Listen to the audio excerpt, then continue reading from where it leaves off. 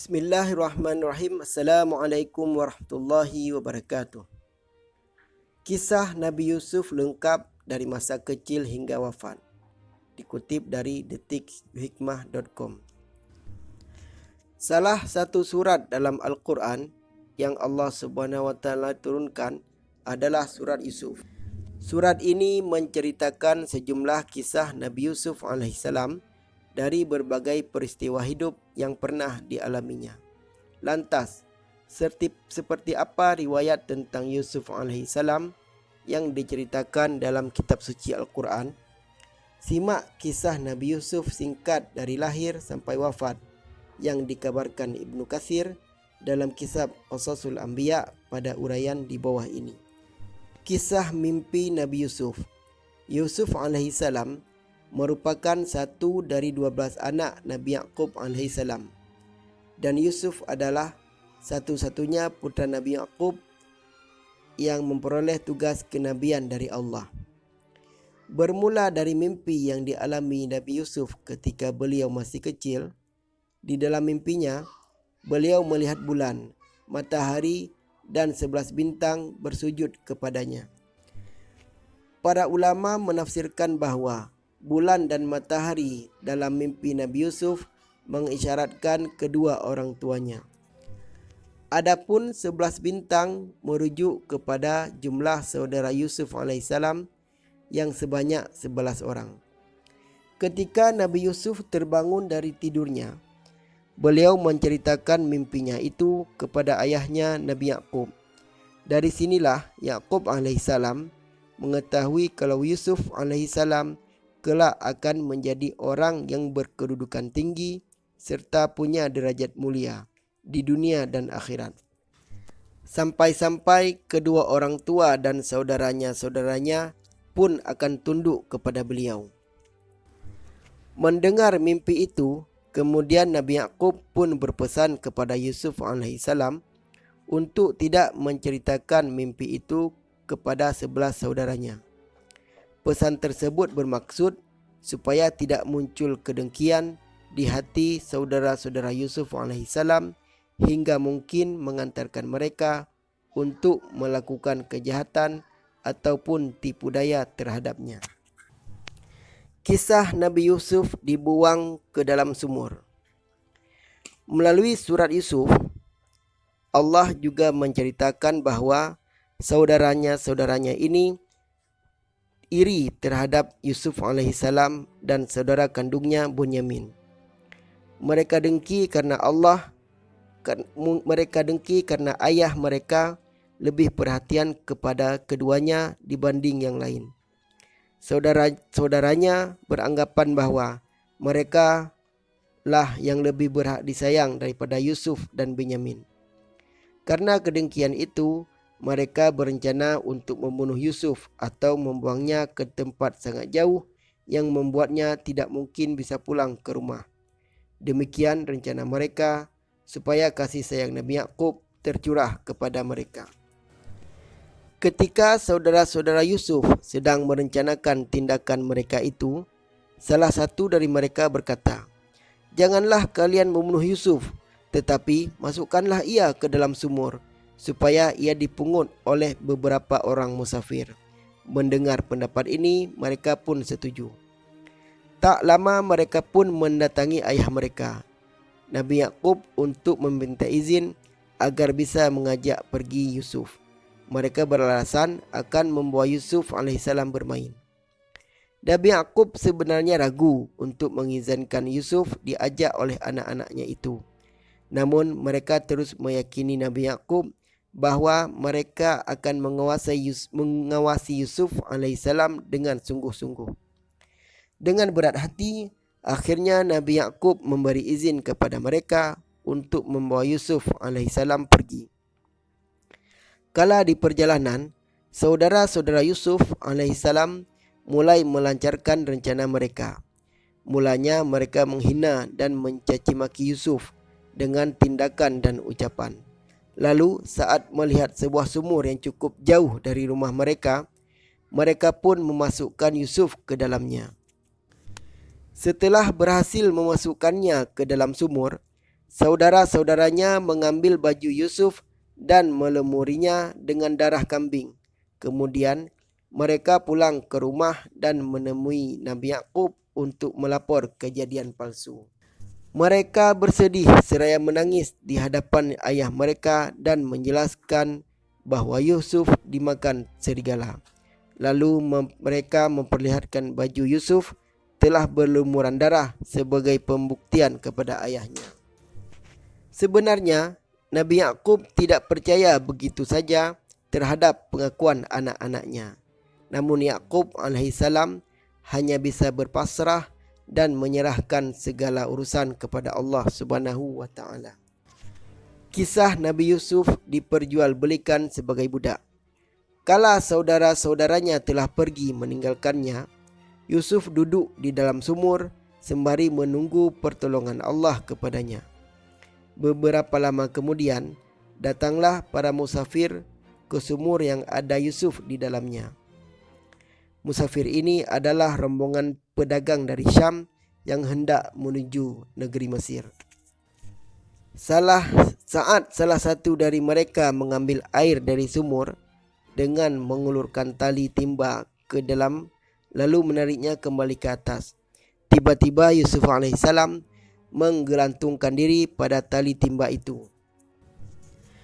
Musafir penarik tali timba melihat seorang anak yang tertarik bersama timbanya. Lalu ia merasa senang karena bisa menjadikannya sebagai barang dagangan. Mereka hendak menjual Yusuf, tepatnya sebagai budak ketika telah sampai di Mesir. Tiba di tempat tujuan, para musafir menjual Yusuf dengan harga murah kepada sepasang suami isteri. Ternyata yang membeli Yusuf adalah orang yang terkenal dan terhormat. Dikatakan ia adalah seorang menteri dengan jabatan tinggi. Suaminya dikenal dengan sebutan Al-Aziz, sementara istrinya dikenal sebagai nama Zulaikha. Kisah Nabi Yusuf digoda oleh isteri tuannya. Setelah dibeli oleh sepasang suami isteri, Yusuf tinggal di rumah mereka dan menjadi hamba sahaya yang melayani mereka. Hingga usianya dewasa dan ketampanannya bersinar, Yusuf alaihissalam tetap melayani tuan pejabat bersama istrinya tersebut. Pada suatu waktu, istri dari tuannya, Yusuf alaihissalam, merayu dan mengajak Yusuf alaihissalam untuk melakukan perbuatan yang tak pantas. Padahal istri tuannya adalah wanita cantik, kaya, masih muda dan berkedudukan tinggi. Diceritakan waktu itu wanita itu menutup pintu kamar yang di dalamnya hanya ada dirinya dan Yusuf alaihissalam. Ia tertarik dan terus menggoda Yusuf alaihissalam lantaran penampilan dan ketampanannya yang menawan. Dalam kondisi ini, Yusuf alaihissalam memohon perlindungan Allah Subhanahu wa taala dan coba menghindar serta pergi dari kamar itu. Yusuf kemudian lari menuju pintu untuk menjauh. Dan istri tuannya mengejarnya sambil menarik baju Yusuf dari belakang hingga robek. Di saat yang sama, Al-Aziz yang merupakan tuannya Yusuf tiba-tiba muncul dan memergoki mereka berdua. Istri tuannya kemudian menuduh Yusuf telah menggoda dirinya dan mengaku sebagai korban.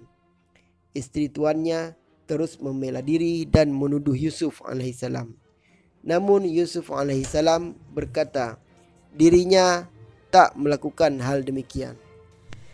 Istri tuannya terus membela diri dan menuduh Yusuf. Namun Yusuf berkata dirinya tak melakukan hal demikian. Beliau menjelaskan yang sebenarnya menggoda adalah istri Al-Aziz tersebut. Al-Aziz pun bingung dalam menengahinya. Kemudian ada seorang yang berpendapat, jika baju Yusuf koyak di depan, wanita itu benar dan Yusuf termasuk orang yang dusta.